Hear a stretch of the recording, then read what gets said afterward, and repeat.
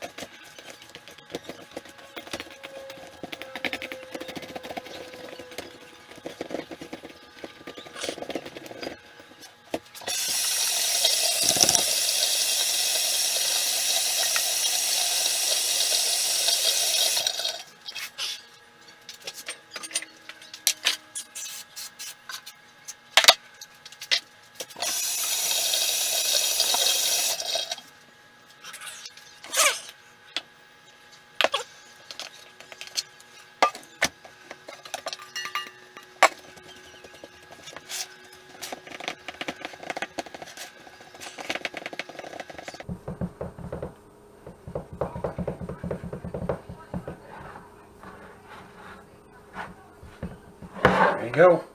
One meatloaf.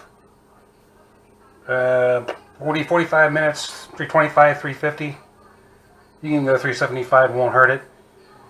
Just bake her off. When it gets brown, you'll see it shrink a little bit away from the sides of the pan. I like to let mine run until I get just a little bit of brown on top.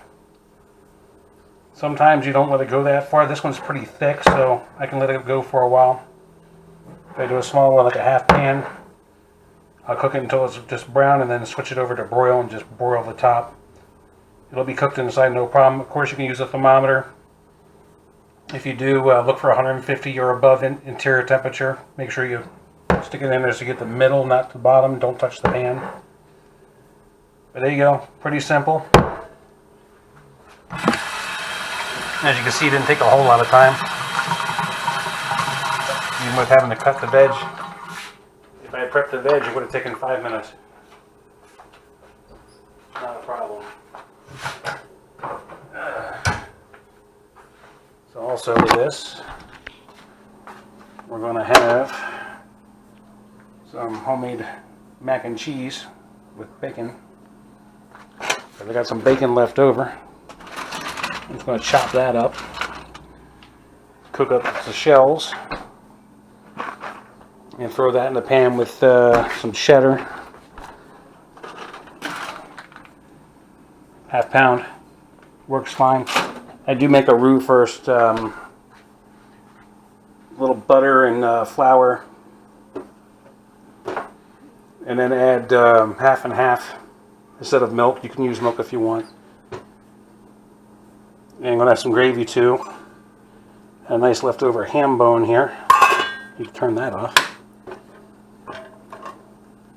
But make some pork stock. It'll make some good gravy for this. And that's about it.